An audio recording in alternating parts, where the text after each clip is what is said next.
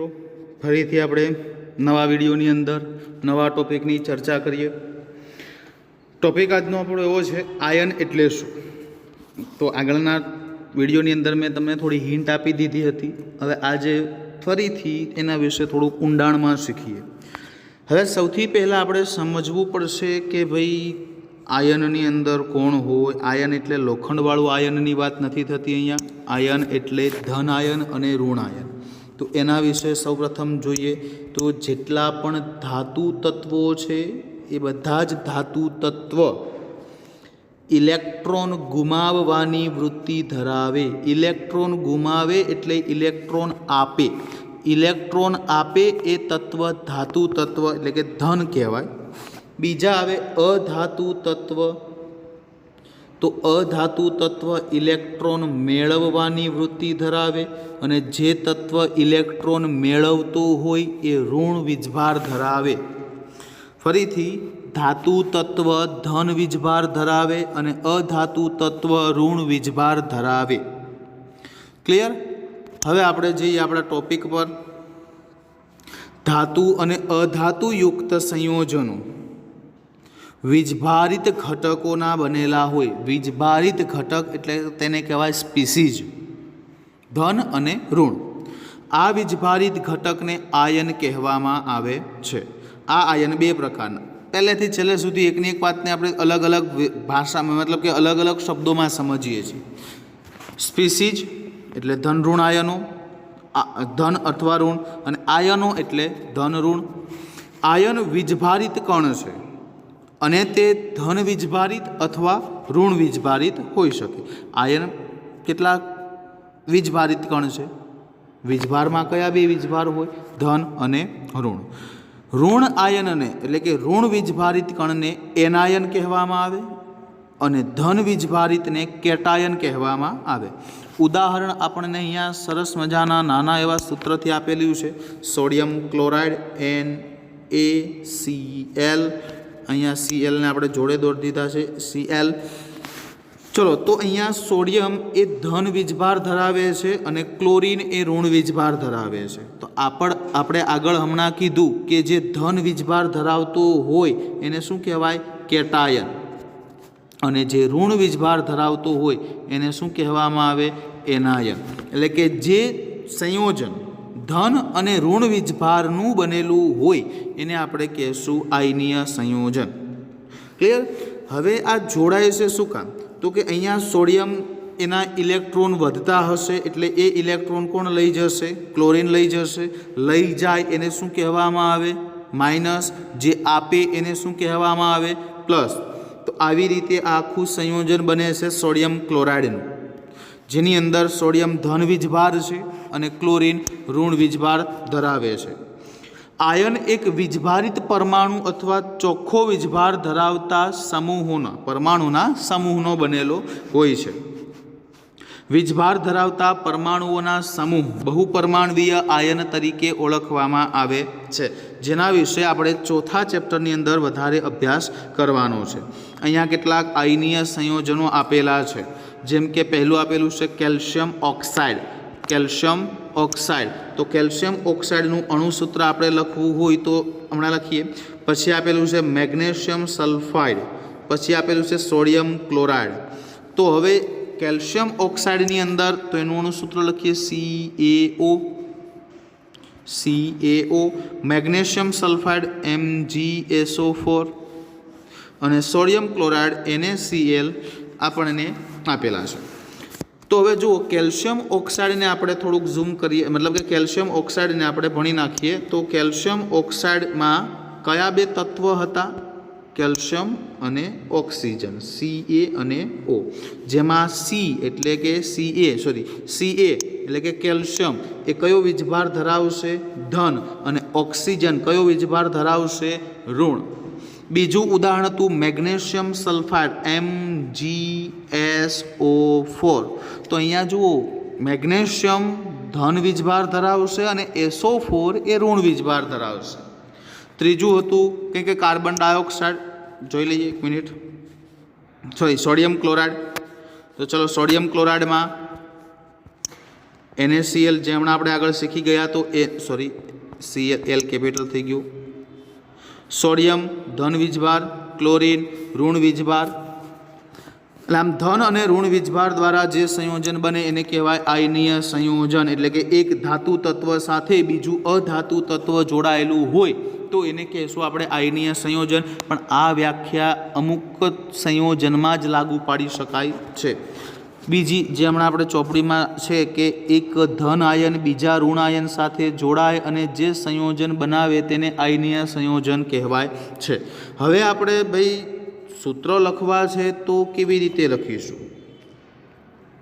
કારણ કે સૂત્રમાં તે પદાર્થની દરેક માહિતી આપેલી હોય અથવા તો આપણે દરેક માહિતી દર્શાવેલી હોય એવું કહી શકાય. તો દરેકની માહિતી બધી મેળવવી હોય અને સૂત્ર લખવું હોય તો કેવી રીતે લખીએ? બસ આપણે એના નિયમો ભણી નાખીએ એટલે એમાં લખાઈ જશે. કોઈપણ સંયોજનનું રાસાયણિક સૂત્ર તેના બંધારણનું સાંકેતિક નિરૂપણ છે. એટલે કે કેવી રીતે જોડાયેલો હશે એ આપણને શેના પરથી ખબર પડે? તેના રાસાયણિક સૂત્ર પરથી. જો એક વખત તમને રાસાયણિક સૂત્ર બનાવતા આવડી ગયા એટલે કોઈ જ પ્રોબ્લેમ થશે નહીં. એના માટે આપણે શું કરવું પડે? તો નામ લેવું પડે. તો નામ તો બહુ લાંબુ થઈ જાય તો આપણે એની સંજ્ઞા લેશું. નામની જગ્યાએ આપણે તેની સંજ્ઞાનો ઉપયોગ કરીશું અને એના માટે સંયોજાવાની ક્ષમતાનો અભ્યાસ કરવો પડે. એટલે કે સંયોજકતા કક્ષાઓનો અભ્યાસ કરવો પડે. ચલો હવે આપણે એને સમજીએ. અહીંયા આપેલું છે કોઈપણ તત્વની સંયોજાવાની શક્તિને તે તત્વની સંયોજકતા કહેવામાં આવે છે. કોઈપણ તત્વની સંયોજવું એટલે જોડાવવું. કોઈપણ તત્વની જોડાવાની જે ક્ષમતા છે શક્તિ છે એને શું કહેવામાં આવે? સંયોજકતા કહેવામાં આવે.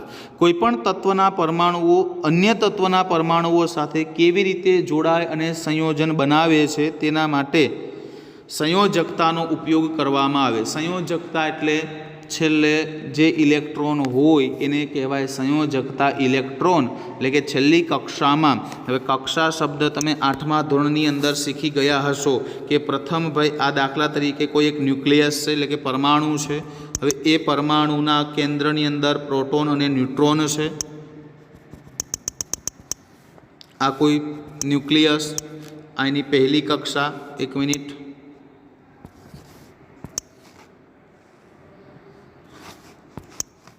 પછી એની બીજી કક્ષા, ત્રીજી કક્ષા, એમ ઘણી બધી કક્ષાઓ છે. પરમાણુના કેન્દ્રની અંદર પ્રોટોન અને ન્યુટ્રોન હોય. આજુબાજુમાં અહીંયા બધા ઇલેક્ટ્રોન ફરતા હોય. ઇલેક્ટ્રોન ભરાતા જે છેલ્લે વધેલી કક્ષા છે, કેમ કે પહેલી કક્ષાની અંદર 2 ઇલેક્ટ્રોન હોય, બીજીમાં 8, ત્રીજીમાં 8, 8, 8, 8, 8 એમ ચાલુ જ હોય. તો છેલ્લે જે ઇલેક્ટ્રોન વધતા હોય તો એ છેલ્લે જાય અને એ છેલ્લી જે કક્ષા છે તેને સંયોજકતા કક્ષા કહેવાય. અને કોઈ પણ તત્વ પોતાના ઇલેક્ટ્રોન એ છેલ્લી કક્ષામાંથી જ આપલે કરે. તો એના માટે આપણે વિચારી શકીએ કે કોઈ પણ તત્વના પરમાણુની સંયોજકતાને તે પરમાણુના હાથ અથવા હથેળીના સ્વરૂપમાં વિચારીએ.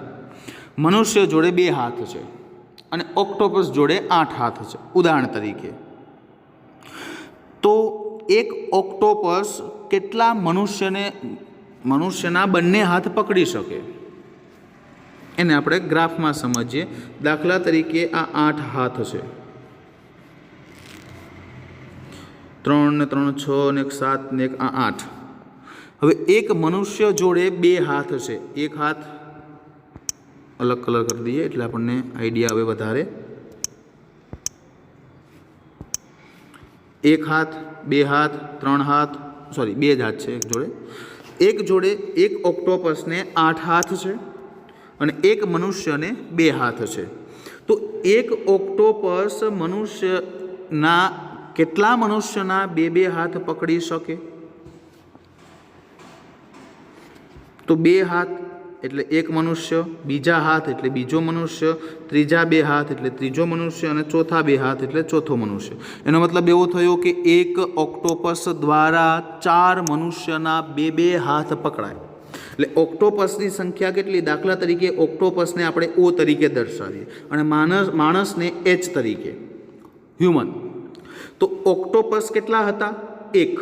એટલે એને એક હ્યુમન કેટલા હતા 4 તો OH4 આપણે આ શું થઈ ગયું એનું સૂત્ર કે આના વિશે આનાથી શું આપણને ખબર પડે કે ઓક્ટોપસ એક છે અને માણસ એવા 4 છે તો આવી જ રીતે આપણે એનું સૂત્ર મળી ગયું એવી જ રીતે કોઈ પણ સંયોજનનું સૂત્ર આપણે દર્શાવવું હોય તો એ આપણને કોષ્ટકની અંદર આપેલું છે એ જ કોષ્ટકનો ઉપયોગ કરી અને આપણે સૂત્ર દર્શાવવાના છે આમાં ખાસ ધ્યાન શું રાખવાનું છે તો અહીંયા ઉપર આપેલી પ્લસ માઇનસ સંજ્ઞાઓનું ધ્યાન રાખવાનું છે કારણ કે પ્લસ અને માઇનસ સંજ્ઞાઓથી જ આપણે સંયોજન બનાવી શકવાના છીએ સોડિયમ પ્લસ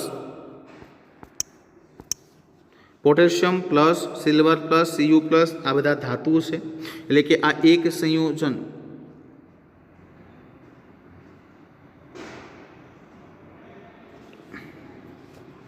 આ બધા કેટલા કેટલા ઇલેક્ટ્રોન આપી શકે એક ઇલેક્ટ્રોન આપી શકે છે તો એની સામે લેવાવાળા પણ કેટલા હોય એક લેવાવાળા હોય બીજા આપેલા છે આપણને બે ઇલેક્ટ્રોનવાળા magnesium calcium zinc iron copper આ બધામાં બે ઇલેક્ટ્રોન ગુમાવતા હશે ત્રીજા આપેલા છે 3 ઇલેક્ટ્રોનવાળા તો શું વાંધો નહીં આપણને શું વાંધો છે એલ્યુમિનિયમ આયર્ન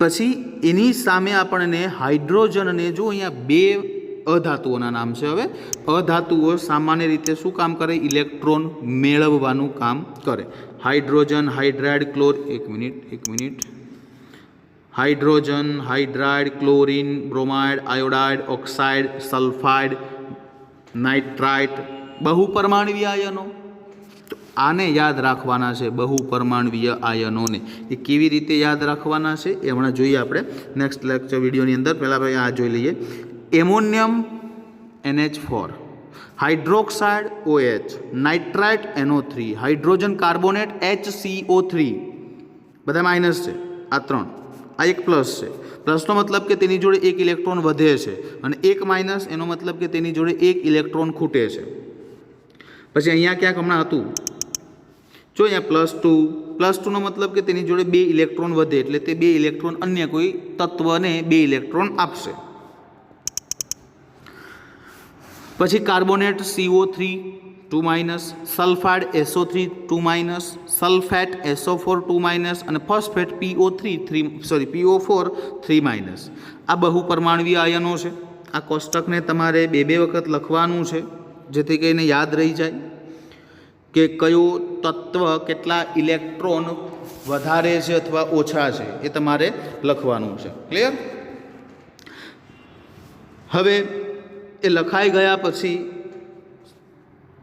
નેક્સ્ટ લેક્ચરની અંદર આપણે એના સંજ્ઞાઓથી કેવી રીતે નામ આપી શકીએ તેના વિશેનો અભ્યાસ કરવાના છીએ તો ત્યાં સુધી આના વિશે એક વખત વાંચી નાખવું ન ખબર પડે તો જણાવવું જેથી કરીને આપણે ફરીથી તેને વધારે સારી રીતે સમજાવી શકીએ નેક્સ્ટ લેક્ચરની અંદર આપણે કેવી રીતે નામ આપવું જેમ હમણાં આપણે અહીંયા ઓક્ટોપસ અને માણસનું નામ આપ્યું OH4 ટૂંકમાં તો એવી જ રીતે આપણે આવા તત્વોના ઉપયોગ કરી અને નામ આપવાની પ્રક્રિયાઓને આગળ વધારીશું